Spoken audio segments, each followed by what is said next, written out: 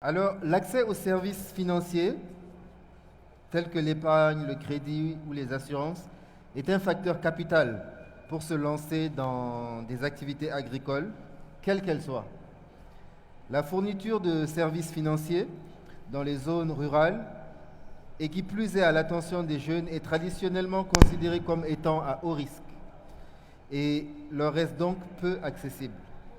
En raison de cette exclusion, les jeunes dépendent souvent de sources de financement informelles. Et tout le long de la journée, lorsque nous avons parlé de financement, nous avons pu voir qu'en effet, nous avions entamé tout à l'heure la discussion avec vous, Monsieur Dieng, de la BID, mais nous allons aller encore plus loin.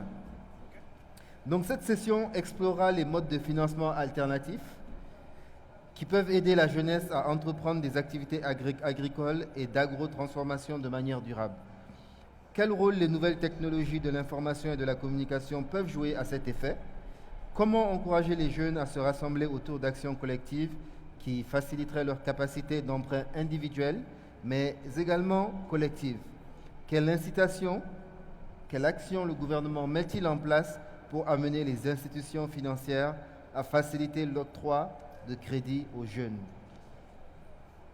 Alors, sans plus tarder, Madame Chaloub, bonjour. Bonsoir, Monsieur Sacco. Donc, vous êtes la directrice d'appui aux PME, aux entreprises, à l'Agence de promotion des investissements privés. C'est bien ça. C'est bien cela?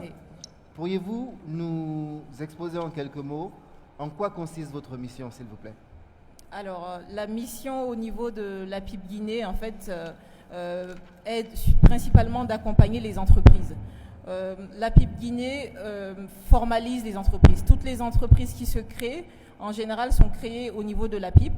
Et une fois qu'elles sont créées à partir de nos départements guichets uniques, elles basculent dans ma direction qui est l'appui aux entreprises pour tout ce qui est accompagnement, mise en relation de partenaires et autres. D'accord. Donc concrètement, je suis aujourd'hui un jeune agro-entrepreneur de Cancan. Que dois-je faire afin de bénéficier de l'appui de votre service? Alors, pour pouvoir bénéficier de l'appui des services d'accompagnement de l'APIP, comme je l'ai dit, il faut d'abord être formalisé. Donc, dans ce sens-là, nous travaillons principalement avec les jeunes formalisés. Le but est qui dit accompagnement, dit formalisation. On ne peut pas accompagner quelqu'un qu'on ne connaît pas. D'où vraiment l'importance de se formaliser. Et cela, l'APIP a des agences la DGA l'a dit ce matin, l'APIP a des agences dans 5 villes en Guinée. Donc, Cancan, où on a une agence en fait dans le gouvernorat. Donc, on commence d'abord par se formaliser. Une fois qu'on est formalisé, au niveau de l'accompagnement, nous avons différents types d'accompagnement. D'abord, on a des formations que nous mettons en place. Les jeunes entrepreneurs, une fois qu'elles ont formalisé leur entreprise, ne savent pas forcément comment structurer leurs entreprises. L'accès au financement est l'un des gros problèmes au niveau des jeunes entrepreneurs. D'où vraiment l'importance de les accompagner dans ce sens-là. Ça va d'abord commencer par des formations en gestion.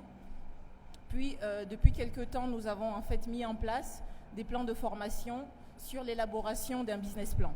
Parce que qui dit, comme diront nos partenaires, enfin nos amis banquiers, qui dit demande de financement, ça passe forcément par l'accès au financement. Et l'accès au financement, c'est plan d'affaires avant tout. Donc pour cela, nous avons, depuis quelques temps avec des partenaires, avec notamment le PNUD, nous avons mis un programme de formation dans différentes régions, Conakry, Cancan. Il y a 2 mois, on était à Cancan, où on a formé des jeunes qui évoluent dans le projet, dans le cadre du coton. D'accord. Donc avant tout, c'est ce processus de formation-là que nous mettons en place. Merci beaucoup. Avant de passer la parole à nos très chers banquiers, Madame Chaloub, j'aurais une autre question. Si moi aujourd'hui je suis un jeune agropreneur de la région de Cancan, et vous le dites si bien, il faut se formaliser. Mais j'ai ouï dire que celui qui se formalise est soumis à de nombreuses contraintes. Il paraît que je devrais payer des impôts, que je devrais payer des taxes. Pourquoi je ferais tout cela? J'ai l'impression que ça va me prendre plus que ça va m'apporter. Pourquoi? Quels sont mes avantages réellement? Les avantages de la formalisation, Alors, vous avez besoin d'un accompagnement, vous avez besoin d'un financement. Vous, Monsieur Sako, on ne vous connaît pas, votre famille vous connaît. Vous avez besoin d'un financement. On parle de financement formel, pas dans l'informel. Pas aller demander à un oncle ou à un parent de vous prêter de l'argent. Vous avez besoin, il y a des structures pour ça. Vous avez besoin de financement, vous allez vers des partenaires, des institutions financières. Elles ne vous connaissent pas. Pourquoi elles vous prêteront de l'argent si vous n'êtes pas reconnu légalement? Donc la formalisation, c'est d'abord être reconnu légalement pour pouvoir bénéficier, pouvoir travailler avec ces différentes institutions-là. Une fois que vous êtes formalisé, vous êtes une entreprise avant tout. Qui dit entreprise dit profit. Donc forcément, vous êtes dans un système où vous avez des droits et des devoirs. Donc c'est pour ça que lorsqu'on se formalise, on est dans un écosystème avec un gouvernement, on a forcément des devoirs, et ces devoirs-là, c'est de payer ces impôts-là. Et on est dans une société où on est obligé de faire avec. Et donc, pour aussi pouvoir bénéficier d'un accompagnement, parce qu'à un moment, on veut grandir. Les institutions financières, pour savoir si vraiment vous existez, vont vous demander certains documents qui prouvent que vous existez légalement. D'où vraiment l'importance de la formalisation pour pouvoir être accompagné et bénéficier de financement. Donc, notre mission aussi au niveau de la PIP passe par la sensibilisation. Parce que comme vous dites, le plus difficile, une fois qu'on a notre petite activité, on travaille, on a un revenu qui rentre, pourquoi aller se formaliser et déclarer ses revenus? À un moment, on a envie de grandir. Donc, pour grandir, il faut faire les choses légalement et même se protéger pour travailler avec certaines structures. Si vous n'êtes pas formalisé, vous ne pouvez pas, parce qu'en fait, on vous demande des documents légaux. Si demain, il y a un souci, ce n'est pas vous, mais votre structure. D'où l'importance de se formaliser. D'accord. Je vous remercie, Madame Chalot. Merci, Monsieur Sako. Je vais maintenant passer la parole à Monsieur Dieng. Monsieur Dieng, comme je vous disais tout à l'heure, nous avons entamé la discussion parce que c'est un sujet qui intéresse beaucoup de monde. Tout le monde veut savoir où aller, comment obtenir l'argent afin de financer ses idées, ses projets. Et nous savons justement encore que la Banque islamique de Guinée s'est dotée d'un mandat visant l'appui au développement socio-économique de la Guinée. Donc dans ce contexte, vous accompagnez les entrepreneurs dans le développement de leurs activités commerciales ou encore les PME, PMI existantes à prendre de l'envergure, à les accompagner dans leurs diverses étapes de croissance. Alors, de nouveau, pouvez-vous, d'une part, nous expliquer en quoi vos produits et services répondent-ils mieux aux besoins de ces catégories d'acteurs, et d'autre part, nous expliquer ce qui vous permet d'offrir un accompagnement financier dans un contexte bien moins contraignant pour les entrepreneurs, à la différence des banques classiques. Donc, en résumé, pourriez-vous nous réexpliquer ce que la Banque islamique de Guinée fait de différent, qui permet aux entrepreneurs, justement, de fonctionner ou de prendre de l'envergure? Merci, M. Sako. Avant de répondre à votre question, permettez-moi de vous présenter la BIG. Pour un petit rappel, la Banque islamique de Guinée, c'est la première banque privée de ce pays. Elle existe depuis 1983. Le côté actionnariat est géré d'un côté par la Banque islamique de développement, et la deuxième part des actions sont gérées par le groupe Tamuil, qui est piloté par ICD, qui est aussi une structure spécialisée de la Banque islamique de développement. Donc, pour revenir à votre question, la Banque islamique, elle est spécifique. Le type de financement que nous accordons répond au principe de la finance islamique. C'est un facteur. Au-delà, la souplesse dans les traitements de dossiers de financement, surtout pour ceux qui évoluent dans l'agriculture, sont exceptionnels.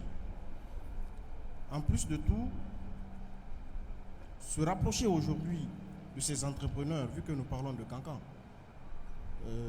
il y a beaucoup d'entrepreneurs, jeunes entrepreneurs à Cancan aujourd'hui, et pour la petite information, nous serons là avant fin juin, parce que le site est déjà trouvé, pour être plus proche de ces PME, de ces entreprises, afin de les accompagner.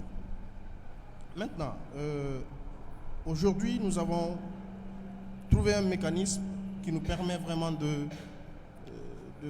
qui nous facilite l'accompagnement de ces PME. Le type de partenariat qui existe entre la Banque islamique de Guinée et l'APIP nous facilite aujourd'hui l'analyse des dossiers, dans la mesure où les entrepreneurs qui nous sont orientés à date ont des documents, ont des informations. Parce que financer un business, c'est bien, parce qu'il y a un besoin derrière, il y a des débouchés, c'est certes. Mais si on n'a pas une visibilité sur la rentabilité, on ne peut pas le faire que de bouche à oreille. Et l'APIP aujourd'hui aide ces PME à se structurer, à faire un business plan, à faire un compte d'exploitation prévisionnel, à faire un plan de trésorerie. C'est avec toute cette documentation que nous nous projetons sur ces prévisions en termes de recettes, en termes de ventes, en termes de charges et tout, pour avoir une visibilité réelle sur l'activité de l'entrepreneur. Pour encore être plus souple, c'est bien vrai qu'il y a beaucoup d'entrepreneurs aujourd'hui qui disent que toutes les banques demandent des garanties. C'est bien vrai, je ne le nie pas, c'est évident. La garantie, tout à l'heure, je disais tantôt que c'est une pression morale. Mais derrière, pour bon nombre de PME qui évoluent dans l'agro-business, nous avons accordé des financements pour lesquels la garantie ne portait pas forcément sur un titre foncier. Nous avons beaucoup de types de garanties. On peut se porter caution personnelle et solidaire pour un financement. On peut nantir même le matériel que la banque finance, parce que derrière, si le matériel nous appartient, que le financement soit remboursé ou pas, nous avons une contrepartie pour pouvoir au moins récupérer le capital investi. Nous avons comme exemple de PME qui évolue dans l'agro-business, la FEPAF, que nous avons accompagnée pour l'acquisition d'intrants agricoles et des équipements. Et dans cette salle même, j'ai un de mes clients pour lequel on est en train déjà, nous sommes à une phase très avancée par rapport à son financement. C'est en l'occurrence monsieur Diallo, qui est aussi agriculteur dans la filière ananas. Cette approche est certes pas forcément reproduite sur tout le territoire guinéen. Pour le faire, il faut être beaucoup plus proche de la clientèle. Et derrière, s'il y a des appuis techniques, parce que l'APIP aussi n'est pas représenté sur les 33 préfectures. Derrière, si ces appuis techniques aussi sont développés dans ces zones, ça nous facilite en même temps. C'est comme s'ils prenaient le devant pour nous. Et comme ça, une fois en face de ces PME, nous aurons assez d'éléments d'appréciation pour pouvoir les accompagner afin d'obtenir des financements et réaliser les différents projets. C'est ce que je voulais dire par rapport à ça. D'accord. Merci beaucoup pour cette présentation. Nous reviendrons à des questions plus spécifiques tout à l'heure. Monsieur Tcherno Mohamed Kamara, donc directeur de l'Agence de Société Générale de Guinée à Sigiri, je précise, donc qui couvre la région, c'est bien cela? Donc, l'ASGBG est une banque classique qui évolue en Guinée. Mais par contre, l'une des innovations que vous avez, c'est que vous avez mis en place la maison de la petite et des moyennes entreprises, donc au sein des différentes filiales. Pouvez-vous nous expliquer le mandat de la maison de la PME et illustrer la manière dont elle répond aux problèmes d'accès au financement des PME et PMI en Guinée? Bonsoir à tout le monde. Excusez-moi, monsieur Diallo. Je vais demander au technicien du son. Allez-y. Je disais bonsoir à tout le monde. Merci pour cette opportunité que SADEN a offert ou offre à la Société Générale de pouvoir présenter aujourd'hui ce qu'on appelle la maison de la PME. L'objet même de cette maison de la PME, c'est répondre à ces problématiques aujourd'hui d'accompagnement, de suivi, de financement de ces jeunes entreprises. Qu'est-ce qui se passe? Il est bien beau de vouloir entreprendre. Il est bien beau de vouloir évoluer, voler de ses propres ailes. Mais si vous n'êtes pas accompagné, si vous n'êtes pas suivi, ça ne vous mènera nulle part. C'est la raison pour laquelle aujourd'hui, la maison de la PME a vu jour pour accompagner ces petites et moyennes entreprises dans le suivi, dans la formation, dans le coaching, dans le networking qui n'est autre chose que la mise en réseau. Vous êtes agriculteur aujourd'hui. À la maison de la PME, on vous trouve quelqu'un qui prend vos produits, vous vous occupez seulement de la production, et nous, de notre côté, on cherche des débouchés, des clients qui vous prennent ces produits. Il y a la formation. Les jeunes ont besoin de formation, ils ont besoin d'entreprendre, mais la formation n'est pas là. Madame vient de le dire tout de suite. On vous permet une prise en charge dès le départ, la formation, pour le business plan, pour le plan de trésorerie, etc., ce qui vous permet de mettre en place votre business. Et le constat, il est parti du fait déjà que la plupart de ces jeunes, comme ils le disent et comme j'ai suivi dans la salle tout de suite, on vous demande qu'est-ce que vous avez fait auparavant? Vous avez quelle expérience dans tel domaine, dans tel domaine? Et la Société Générale aujourd'hui offre ces formations de façon gratuite à tous ces jeunes qui veulent se lancer dans l'entrepreneuriat, qui veulent évoluer. Il suffit, Madame l'a rappelé aussi, de se formaliser, c'est le B.A.B.A. Les gens ou les jeunes ne pensent pas trop à la formalisation. On veut gagner vite de l'argent, on veut vite évoluer, mais il faut penser à se formaliser, à se former. Et la formation, elle est gratuite au sein de la maison de la PME. Ainsi, si vous vous êtes déjà formalisé, vous êtes déjà inscrit au niveau de la maison de la PME, qui est dans l'enceinte de la PIP à Kaloum, vous avez droit à des formations, vous avez droit à du coaching, et le plus important, l'épine dorsale de tout ce qu'on est en train de dire, la facilitation de l'accès au financement, au crédit. Pour ce faire, qu'est-ce que nous faisons? Nous travaillons avec des partenaires. L'AFD par exemple, l'Agence française de développement, avec l'AGF, l'African Guarantee Fund, l'Agence belge de développement, qui se portent garant pour des jeunes entrepreneurs qui sont déjà structurés, qui ont des projets rentables, je dis bien ficelés, bien rentables, pour dire pour tel jeune entrepreneur, vous n'avez pas besoin de toute cette bureaucratie, voici il y a cela, il est formalisé, nous avons vu ce qu'il a présenté et tout ça c'est nous qui le faisons de façon gratuite aussi, vous pouvez l'accompagner. Un allègement total du point de vue accès au crédit. Donc c'est ce que nous voulons aujourd'hui, ça a déjà commencé. Nous avons accompagné des gens qui ne sont pas à leur première expérience, mais avec l'AFD, l'Agence française de développement, l'African Guarantee Fund, les nouvelles entreprises aussi sont dans nos cibles pour être accompagnées.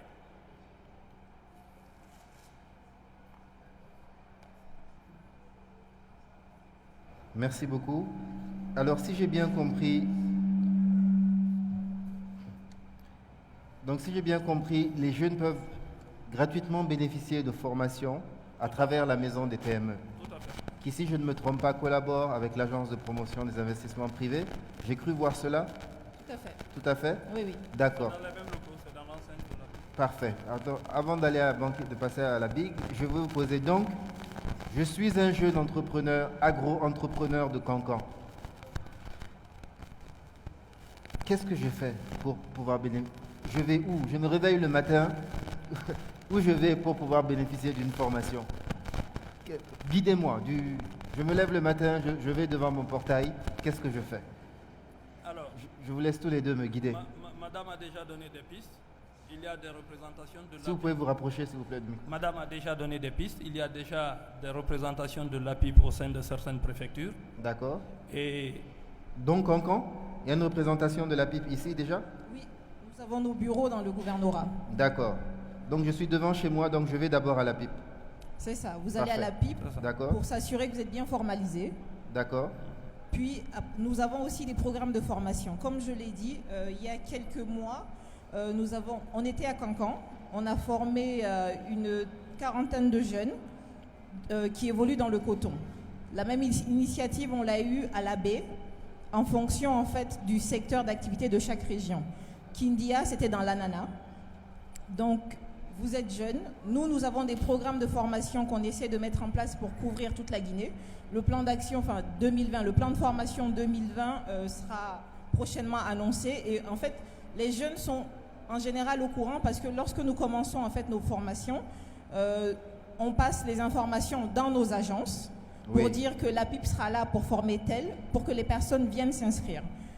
Et aussi, on a les réseaux sociaux où on passe les informations en disant que nous sommes en train de lancer des campagnes de formalisation, de formation.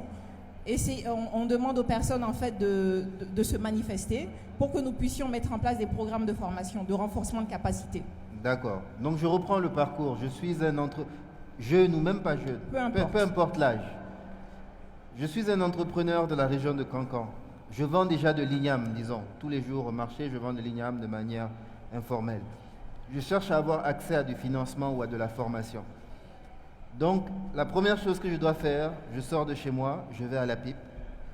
Je vérifie si je suis formalisé, je me formalise ou je me mets en règle. Première chose, première étape. C'est bien ça, première étape. On se formalise. On se formalise via la PIP. Est-ce que vous savez où elle est située à Cancan exactement? Oui, au sein du gouvernorat. Donc, vous allez au gouvernorat et là-bas, il y a l'agence de la PIP. Exactement. Première étape, on se formalise. Rapidement, en quoi consiste cette formalisation? Il y a une liste de documents qu'on vous demande à fournir. La photocopie de la pièce d'identité, des photos, une liste basique. Après, en fonction de la forme juridique de l'entreprise, il y a d'autres documents. Entreprise individuelle, SARL. Toutes ces informations-là sont disponibles sur le site apip.gov. Donc vous avez, si c'est une SARL, vous avez déjà des statuts en ligne qu'il vous suffit simplement de remplir. Toutes ces informations-là sont disponibles encore une fois sur le site. Les tarifs sont affichés au niveau des gouvernorats, au niveau des sites. Donc on ne devrait pas vous tromper sur les coûts de création. Parce que depuis quelque temps, plusieurs réformes, en fait, dans le cadre de la formalisation, plusieurs réformes sont passées pour justement faciliter les frais, le processus de formalisation. Parfait. Les entreprises se créent en général en 72 heures au niveau de la PIP. D'accord. Donc je suis venu, je me suis formalisé, je suis allé à la PIP. Une semaine plus tard, c'est bon, je suis formalisé. Maintenant, moi, tous les jours, je vends de l'igname pour 100 000 francs par jour. Mais je sais que je peux vendre pour 200 000 par jour. Mais pour ça, j'ai besoin juste d'un peu plus d'argent. Quelle est la prochaine étape? Si les banquiers... je suis formalisé. Oui. Qu'est-ce que je fais maintenant? J'ai besoin juste d'un peu plus d'argent pour pouvoir étendre mon activité. Si vous deux, je vous laisse répondre tous les deux, comme vous voulez. Vous avez besoin d'argent. Maintenant, j'ai besoin d'un peu plus d'argent pour développer mon activité ou pour apporter de la valeur à mon activité qui me permettra d'accroître mes activités. Qu'est-ce que je fais maintenant? Vous êtes déjà formalisé. C'est déjà bien, c'est déjà un premier pas. Après cette formalisation, vous avez besoin de formation. Vous avez besoin de formation, de coaching, pour qu'on sache réellement ce que vous voulez, pour qu'on sache réellement la rentabilité de l'activité que vous allez entreprendre. Au fait, il y a un élément basique qu'on nous dit souvent à la banque. Mettez-vous à la place de la banque. Je suis Kerem Mohamed Kamara, ce n'est pas la banque. Est-ce que je verrais quelqu'un passer juste dans la rue, je prends de l'argent, il me dit qu'il a besoin d'argent? Je sors de ma poche parce que j'ai de l'argent, je lui donne. D'accord. C'est l'une des questions que le banquier se pose. Donc on vous observe. Donc, je suis allé à la PIP, je me suis formalisé. Maintenant, j'existe. Amadou SARL. Mais j'ai besoin d'argent. Donc, il faut que je sache maintenant qu'est-ce que les banquiers attendent de moi. C'est bien cela? Et donc, c'est la banque et la PIP qui vont m'informer, qui vont me dire toutes les choses dont j'ai besoin, dont la banque a besoin pour me donner de l'argent. On vous forme, on vous donc suit, on va me former. On vous observe, on regarde réellement ce que vous nous avez dit. Parce que quand vous venez, je veux de l'argent, théoriquement, j'ai 100 000 par jour. Je dois vous observer pendant un temps. Est-ce que réellement, ces 100 000 proviennent réellement de la vente de l'igname qu'il prétend vendre? ou bien ces 100 000 viennent je ne sais pas d'où. Comment on observe ça concrètement? Eh bien, aujourd'hui, à Kankan par exemple, le minimum qu'on puisse faire, vu le faible taux de bancarisation ici, nous avons mis en place un service de mobile money qu'on appelle YOP aujourd'hui. D'accord. YOP est une solution aujourd'hui qui vous permet d'accéder à des services d'épargne, à des services de crédit, sans avoir un compte bancaire, Société Générale. Donc à Cancan, il y a encore beaucoup de personnes qui n'ont pas de compte bancaire? C'est sûr, je ne vis pas à Kankan, mais c'est sûr. Oui, dans la région, c'est une disons. statistique que je donne en fonction Oui, du dans pays. la région, dans la le région. taux de bancarisation. Le taux de bancarisation reste faible. Et nous ne sommes pas encore implantés à Kankan. D'accord. Mais pourquoi? Pourquoi, si je suis d'ici, j'irai à la banque? Pourquoi j'ouvrirai un compte bancaire? Ce n'est pas pour très longtemps. Nous allons nous réimplanter encore parce que nous étions déjà là. Oui. Pas Non. très loin, à 100, 200. Je veux dire pourquoi. Le taux de bancarisation est faible, je comprends. Mais ici, moi je suis un jeune de Cancan, un habitant de Cancan. Vous me dites que nous n'avons pas, beaucoup d'entre nous n'avons pas de compte bancaire. Mais pourquoi j'ouvrirais un compte bancaire? Pourquoi je ferais cela? Je vous laisse, monsieur de la BIG. Pourquoi avoir un compte bancaire? Pourquoi est-ce important? On peut s'en passer. On s'en passe depuis 2000 ans. Pourquoi aurais-je un compte bancaire? Pourquoi avoir un compte bancaire? Oui. Aujourd'hui, Gang voudrait répondre. Il y a plusieurs facteurs qui vous poussent à avoir un compte bancaire aujourd'hui. Vous ne pouvez pas travailler avec certaines institutions aujourd'hui sans être formalisé. On vous dira vous êtes formalisé. Donnez-nous un numéro de compte bancaire si jamais nous devons vous accompagner. Donc ça fait partie de la formalisation, le compte bancaire? Tout à fait. D'accord. C'est une des raisons. Donc il est impossible de se formaliser sans compte bancaire. Donc il faut coûte que coûte rentrer dans le circuit bancaire. Non, vous pouvez vous formaliser, mais les partenaires ne vous accompagneront pas comme ça. Parfait. Et c'est pourquoi nous sommes passés par la solution du mobile money, D'accord. qu'on appelle aujourd'hui YOP, vous mettre à jour, vous mettre au même niveau que tout le monde. Vous avez la possibilité d'avoir vos fonds sur votre téléphone mobile. Vous faites ce que vous voulez. Quand le réseau il n'est pas aussi comme ça, même les banques qui sont implantées déjà ne peuvent pas couvrir tout Cancan. Notre solution à nous, c'est que vous soyez là, que vous puissiez amener de l'argent à l'instant à quelqu'un qui est à Carfamoria, à quelqu'un qui est, je ne sais pas, un autre village plus loin ici. Mais vous devez avoir le minimum un compte bancaire aussi pour pouvoir travailler avec certaines institutions. Parfait. Merci. Si quelqu'un voudrait ajouter La réponse quelque est claire, je comprends. Donc je sors de chez moi, je me suis formalisé. Je suis allé à la PIP ou à la maison des PME, ils ont identifié mes besoins, ils m'ont formé. Ils sont allés sur le terrain, ils ont vérifié. En effet, je vends 100 000 dinames par jour. Et ils savent que si ils m'aident, je pourrais vendre plus. Quelles sont les prochaines étapes à partir de là? Une fois que la constatation a été faite, comment se passe l'accès au financement à partir de là? Vous voulez ou je reprends? Pour l'accès au financement, il y a des préalables.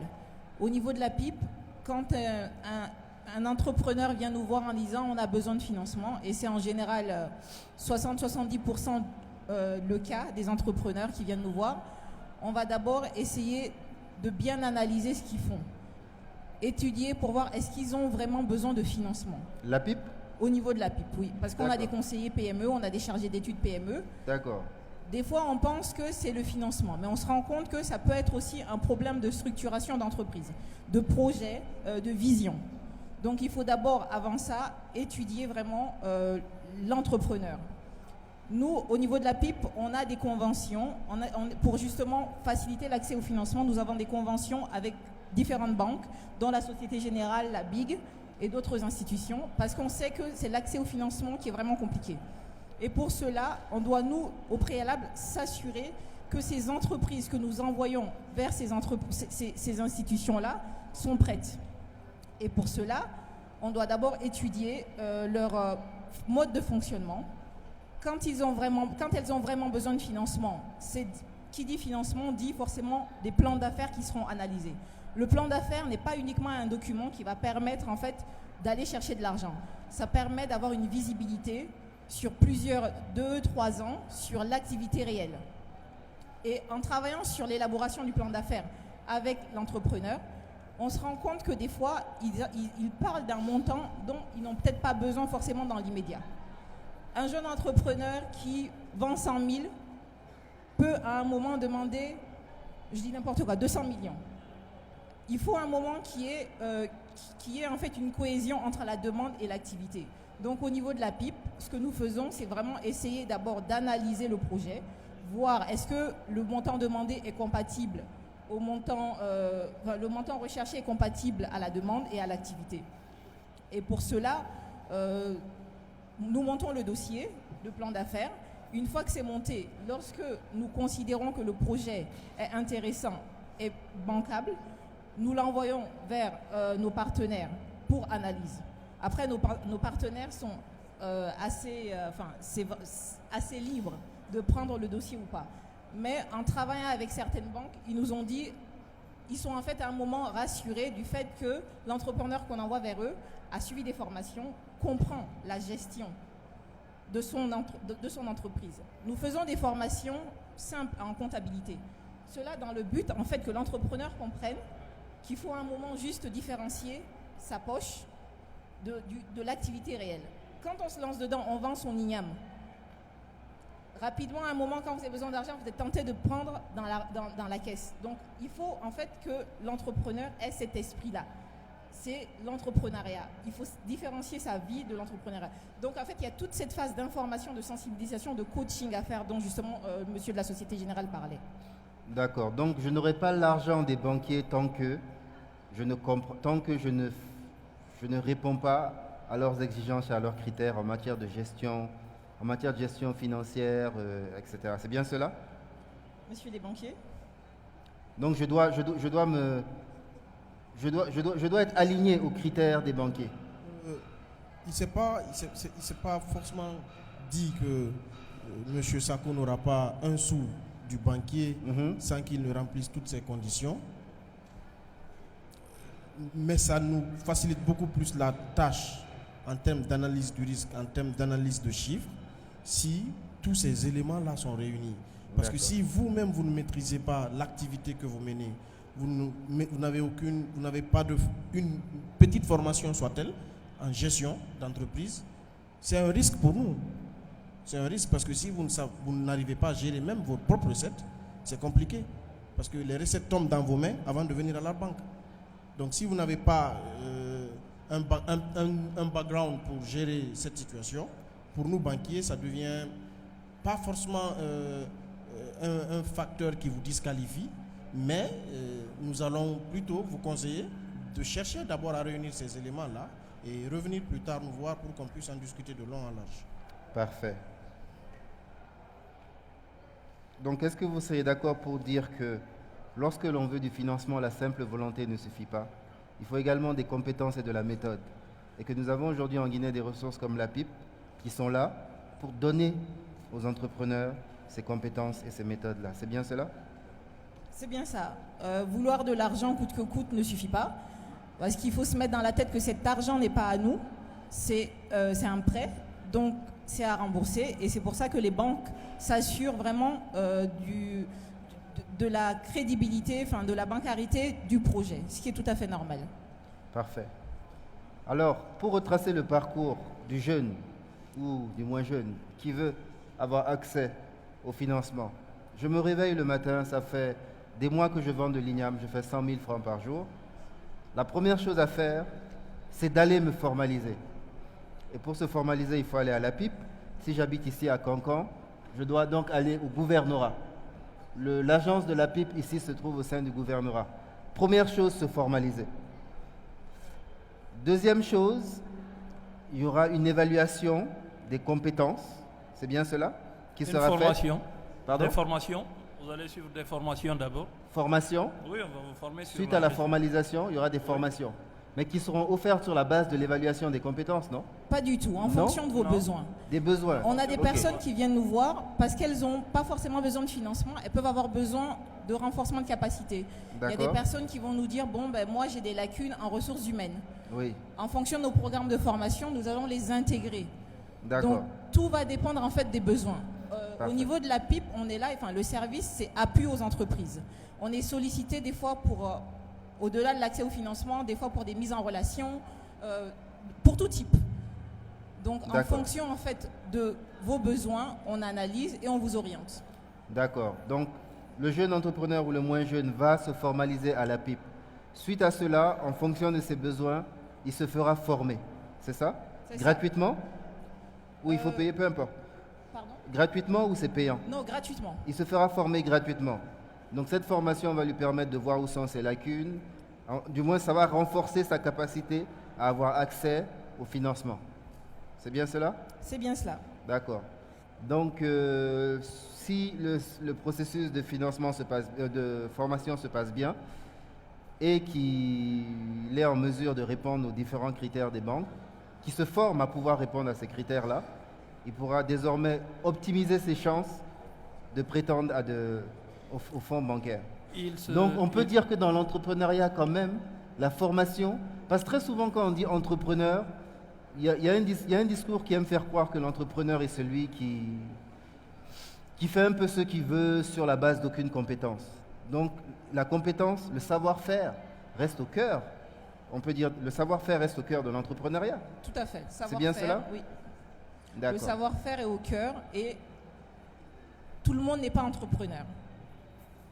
Il y a des personnes qui commencent après qui se rendent compte que non, on ne peut pas. Peut-être que mieux vaut après chercher un travail, être salarié. Mais l'entrepreneur, ce n'est pas quelque chose de facile. Un entrepreneur tombe tous les jours, se relève. Ce n'est pas en fait un métier où on est assis, où on atteint à la fin du mois un salaire. Non, l'entrepreneur doit avoir une vision, doit être dynamique, doit être motivé. Parce que ce n'est pas évident comme métier. Je pense qu'il y a pas mal, ce n'est pas d'ailleurs un métier, une vocation en tout cas. Il y a pas mal d'entrepreneurs ici qui ont dû tomber plusieurs fois, qui se sont relevés, mais il faut être motivé, il faut avoir une vision. Sans vision, on ne peut pas. Merci beaucoup. Et surtout être rigoureux aussi dans la gestion. Madame l'a dit, les entrepreneurs, certaines personnes peuvent confondre l'argent de l'entreprise à leur poche. Il faut avoir vraiment une certaine rigueur dans la gestion. D'accord.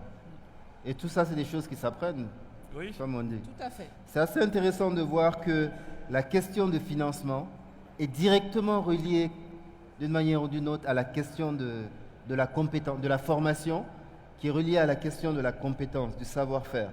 Morale de l'histoire, les banquiers ont compris qu'en business, on ne donne pas d'argent à quelqu'un qui ne sait pas faire.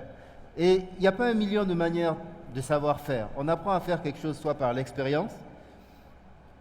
Au début, on ne sait pas faire, mais on acquiert de l'expérience à force de faire des erreurs, dont on assume le coup, dont quelqu'un d'autre assume le coup, ou on se forme. On va à l'école, ou on observe. Il y a un million de manières de se former.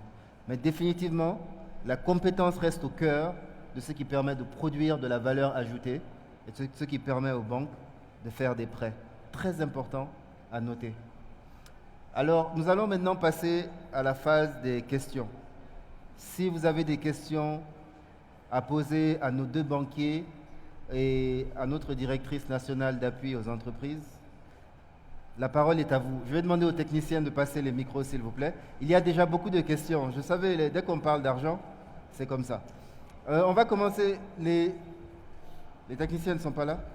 Parfait. Monsieur, je vais vous demander de vous lever, de vous présenter. Vous vous levez, vous vous présentez, vous posez votre question, et bon, en même temps, si vous voulez, vous dites au banquier combien vous voulez. Merci. D'accord. Bonsoir à tout le monde. Moi, c'est Youssouf Silla. Je suis étudiant à l'université Julie Cyril de Kankan, semestre 5, c'est-à-dire 3e année. Voilà. Ma question, c'est qu'à l'heure là, je suis beaucoup branché sur l'entrepreneuriat, mais je cherche à monter mon business plan. Mais le problème que je rencontre souvent, c'est dans le plan de financement et mon bilan prévisionnel. Maintenant, est-ce qu'il faut mettre le besoin en fonds de roulement dans le bilan à l'actif? Et j'ai pas mal de problèmes là-bas. Je cherche à avoir des informations sur ça. Donc c'est ça.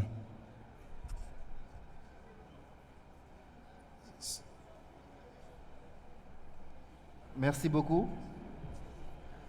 On va prendre 3 questions. D'autres questions? On n'a pas pris de questions. On n'a pas pris de questions de ce côté-là.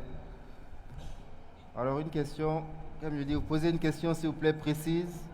Vous pouvez dire au banquier combien vous voulez, si vous voulez. Profitez-en. Bonsoir à tout le monde. Moi, je réponds au nom de Diallo Ansoumane, étudiant évoluant au sein de l'Université Julius Nyerere de Kankan. J'évolue également dans la faculté des sciences économiques et de gestion, département commerce, semestre 3. Mes questions sont les suivantes. De nos jours, les jeunes ont l'idée entrepreneuriale et beaucoup de rêves, mais moins des gens de ces jeunes font le premier pas pour les réaliser. Et ceux qui font le premier pas pour les réaliser, lorsque les obstacles se manifestent tels que le financement, ou bien ils ont créé une entreprise pour une première fois, l'entreprise est partie en faillite, ils abandonnent. Maintenant, j'aimerais que vous donniez quelques conseils pour que ceux qui abandonnent lorsqu'ils ont les projets en cours, une fois que les obstacles se manifestent, ils abandonnent. Donc, je veux quelques conseils, parce qu'un jour, je serai affronté à ces différents obstacles. Ça, c'est ma première question. Monsieur, c'est une question. C'est une question par personne. Ok, Donc, merci. Je vous en prie. Merci. On va passer la parole ici. On va répondre à cette phase de questions, puis on va en prendre une deuxième. Chef, ici, s'il te plaît. Merci. Bonsoir tout le monde. Moi, c'est Mamadou Lamarana Diallo, étudiant du département commerce semestre 3 à l'université Julius Nyerere de Kankan. Bien, ma question est la suivante. Je voudrais savoir,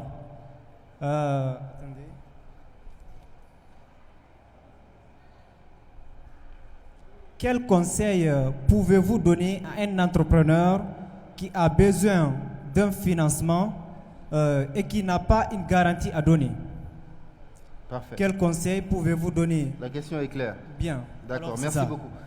Alors, on va répondre à cette phase de questions. Je vous laisse répondre à votre guise. Comme vous voulez. Je vais commencer par la question de M. Diallo, qui demandait tantôt des conseils pour qu'on pouvait prodiguer à un entrepreneur qui avait des difficultés, soit à mettre en place un projet, ou à un entrepreneur qui a déjà vécu une situation de faillite et tout. Le mécanisme que M. Sako vient d'expliquer, c'est pas fortuit. C'était pour amener les promoteurs des PME à comprendre que c'est tout un processus.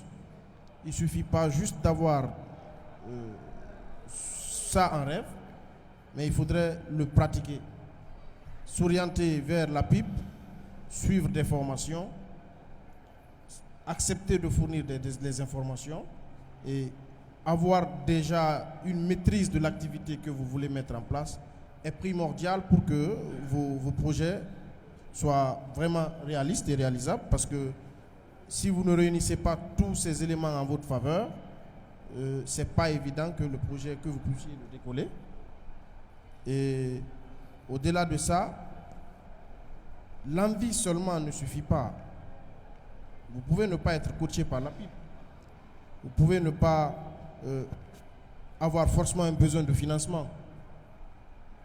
Mais pour chaque projet, pour déjà donner une impulsion ou bien le bon exemple, investir, ça ne serait-ce que pour 1%, pour commencer soi-même le projet, c'est un très bon signe et ça permet aussi aux autres de vouloir vous accompagner. D'accord. Demander un financement à 100%, ça se fait. Mais quand l'entrepreneur aussi apporte peu soit-il, c'est encourageant. Donc vous encouragez les entrepreneurs très souvent lorsqu'ils sollicitent des fonds à avoir une partie de ces fonds déjà. C'est bien cela? Avoir des apports, oui. Des apports. Ça dépend de l'activité. Ça dépend de l'activité. Ça dépend Parfait, de c'est du cas l'activité. par Pas cas. forcément, D'accord. ça dépend de l'activité. D'accord, je vous remercie. Madame Chaloub? Oui, je voulais compléter en fait la réponse de M. Dieng par rapport au monsieur qui parle d'abandon. Un entrepreneur ne doit pas avoir peur de l'échec. L'échec est tout à fait normal. Quand vous regardez un peu la courbe en fait de vie d'un entrepreneur, il y a toujours des échecs. Mais le plus important, c'est de se relever. Si vous décidez qu'au premier échec, vous abandonnez, c'est que peut-être que ce n'est pas fait pour vous l'entrepreneuriat. Vous devez être motivé et vraiment savoir ce que vous voulez. Tout revient encore à une question de motivation, de vision. Demain, vous voulez être évolué, par exemple, dans l'ananas. Vous avez un champ d'ananas. Vous avez un problème qui arrive, une épidémie qui ravage en fait votre exploitation. Qu'est-ce que vous faites? Vous allez rester chez vous, vous allez pleurer, ou alors vous allez trouver une autre solution. Donc tout est question de motivation. Quelqu'un qui abandonne, c'est partout comme ça dans la vie, hein. Pas uniquement l'entrepreneuriat. L'échec n'est pas grave. Ce qui est vraiment important, c'est de rebondir. Et là, ça prouve la motivation. Donc, il n'y a pas vraiment de conseil, mais une fois que vous êtes vraiment motivé, vous savez ce que vous voulez, l'abandon, ça ne va pas dans ce sens-là. Sachez ce que vous voulez, n'ayez pas peur de l'échec, tentez, essayez si c'est vraiment ce que vous voulez.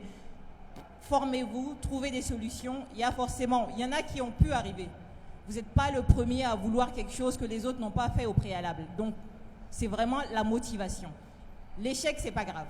Peu importe, ça forme l'échec, justement. Merci beaucoup. Pour aborder encore sur ce que Dieng et Madame viennent de dire, justement, c'est la raison d'être, encore une fois, de la maison de la PME. Le suivi, le départ. Quand il n'est pas bon, les jeunes, ils abandonnent, ils se découragent. Et avec les formations que l'APIP passe sur toute l'étendue du territoire, il y a des volets sur le suivi de l'entrepreneuriat, sur le suivi de l'évolution de l'activité. Donc il ne faudrait pas que M. Diallo dise qu'il a juste trébuché et puis c'est la fin, mais qu'il s'accroche et qu'il suive les formations, les différentes formations qui vont être données par l'APIP et la maison de la PME. C'est pour anticiper, surtout ces échecs futurs. On ne dit pas que ça n'arrivera pas, parce que c'est inévitable dans la vie d'un être humain, tôt ou tard, que vous trébuchiez, mais que vous puissiez rebondir, repartir de l'avant. Parfait. Merci beaucoup. Il est 17h22. Nous allons prendre 2 autres questions. Nous allons prendre Madame. Une question précise, s'il vous plaît. Nous allons prendre après ça une autre question. Nous ne pourrons pas en prendre plus. Bonsoir à tout le monde. Bonsoir. Je me nomme Gagnon Kondé. Je voudrais savoir quel est le lien, le rapport entre APIP et le ministère des Petites et Moyennes Entreprises après la création ou la formation d'une PME. Quel est le rôle du ministère des Industries et des Petites et Moyennes Entreprises dans la gestion de cette PME? D'accord. Donc vous avez posé 2 questions en fait. Il y a une question qui n'a pas été répondue.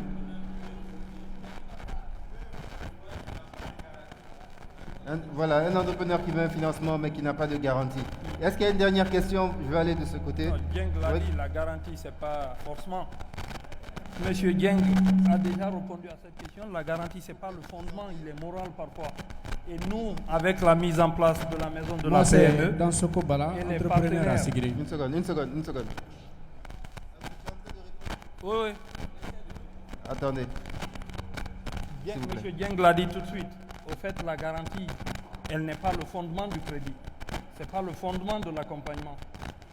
Et avec ce que nous faisons, avec la maison de la PME, c'est alléger ces différents types de garanties. Il y a un jeune qui l'a dit ici, un peu plus tôt dans la journée. Vous venez d'entreprendre, on vous demande un titre foncier. Pas forcément, on n'en a pas besoin forcément. Il suffit de monter des projets qui sont bancables, qui sont bien réalisés. Et comme l'a dit madame aussi, il ne faudrait pas que vous mettez dans un besoin de 100 millions, vous demandez 500 millions. Nous faisons des analyses et on vous accompagne parce que l'activité bancaire est fondée sur le risque.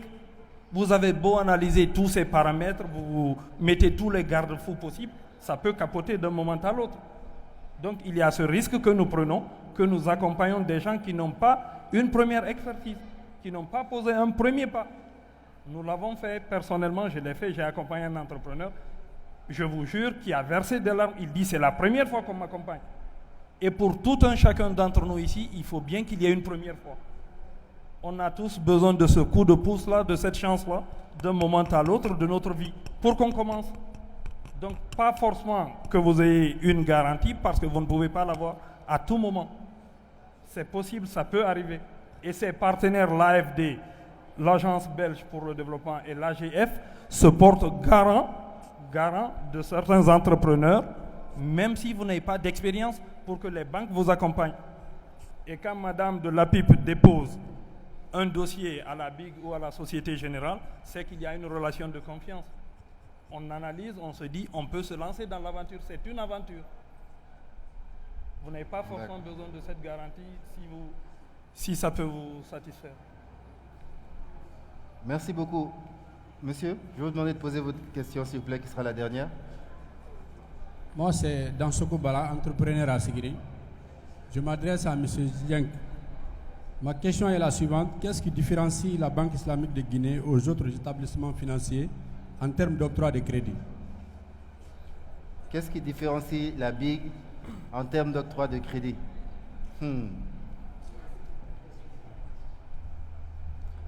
Donc ça va être la dernière réponse. Je vais demander aux techniciens du son de commencer à installer le pupitre pour les discours de clôture, s'il vous plaît.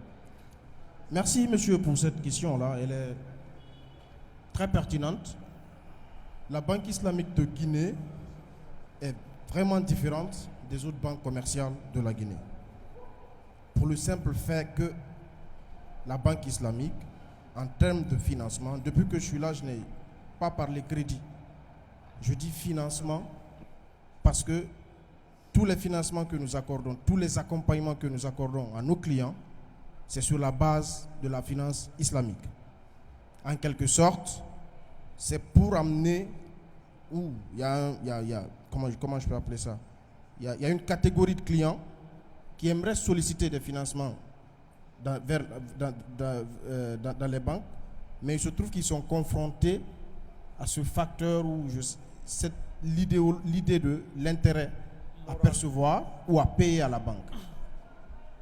Donc, la finance islamique aujourd'hui est un mode de financement qui nous permet d'accompagner tous nos clients et que derrière, le client, consciencieusement, soit tranquille, qu'il n'ait pas peur de se dire qu'aujourd'hui, j'ai contracté un financement, je le paye avec des intérêts. C'est du riba, c'est prohibé, c'est contre l'islam. Ça ne rentre pas en droite ligne des principes de l'islam. Ça, c'est une particularité de la banque islamique. C'est ce qui nous différencie des autres banques. Et au-delà de ça, tout ce qui est tarification, vous pouvez vous renseigner. Peut-être que M. Diallo va vous amener un petit draft par rapport aux produits et services qu'il offre. Ces produits dont je parle sont encore beaucoup mieux adaptés pour ces différents entrepreneurs. Moi, quand vous venez à la BIC aujourd'hui pour demander un financement pour acquérir du matériel, par exemple, des équipements, je ne vous donne pas de l'argent. Je peux acheter le matériel selon les caractéristiques. Chez votre fournisseur, si vous voulez, de préférence, j'achète le matériel, je vous le mets en location. Le fait de l'utiliser, chaque fin du mois, vous me payez un loyer. Jusqu'à ce que vous épongiez le financement et la marge que j'ai facturée. Au finish, le matériel devient votre propriété. Pour ces PME, ça colle super bien dans la mesure où, après, si le projet ne marche pas, moi je récupère mon matériel. Il m'appartient. La partie que vous avez eu à payer, peut-être si elle est plus elle est énorme, on peut refaire les calculs. Mais le matériel derrière, je ne cours pas de risque parce que si ce n'est pas avec vous, je pourrais le revendre ou je pourrais le mettre en location avec un autre client, avec une autre PME qui a besoin de cet équipement-là. Donc voilà l'une des particularités. On a plein de produits qui répondent vraiment aux besoins de nos clients selon les principes de la finance islamique. Je vous remercie. Merci beaucoup. Alors, c'était la dernière question, désolé.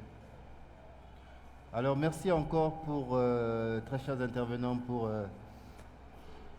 pour ces présentations qui nous ont permis de comprendre tous les enjeux reliés au financement. Et en effet, le financement, moi-même étant entrepreneur, je dois dire que le financement, l'argent est très important quand on fait des affaires, mais très souvent on pense que ce n'est que ça, alors que ce n'est pas que l'argent. Comme Mme Chaloub l'a dit, parfois ça peut être la structuration du projet en lui-même, la vision que l'on a. C'est un des nerfs de la guerre, mais ce n'est pas le seul nerf de la guerre. Donc j'espère que ce panel vous a permis de comprendre surtout que, aussi bonne que notre idée puisse être, aussi noble que nos intentions puissent être, les banques ne prêtent pas d'argent si nous ne faisons pas l'effort de parler à peu près le même langage qu'elles. Et nous avons notamment une agence de promotion des investissements privés, en plus d'autres ressources. Nous avons la PIB qui est là pour nous former. Nous avons la Maison des PME qui est là pour nous former, pour nous aider à comprendre les exigences des banques, pour nous aider à y répondre. Donc, nous vous invitons, nous, les différents intervenants du SADEN, s'il vous plaît, à vous intéresser aux ressources que vous avez. La PIP, qui est, je répète, au gouvernorat de Cancan. Vous allez au gouvernorat, ce n'est pas grave s'il y a une queue là-bas, c'est leur boulot, de l'agence de la PIP, vous vous formalisez. Suite à cela, vous allez à la maison des PME. Vous repartez à la PIP, ils vont vous former où ils doivent vous former. Mais c'est à vous également de faire l'effort nécessaire afin, in fine, de pouvoir avoir les ressources dont vous avez besoin. Donc, merci encore, très chers intervenants. Je vais vous libérer. Merci.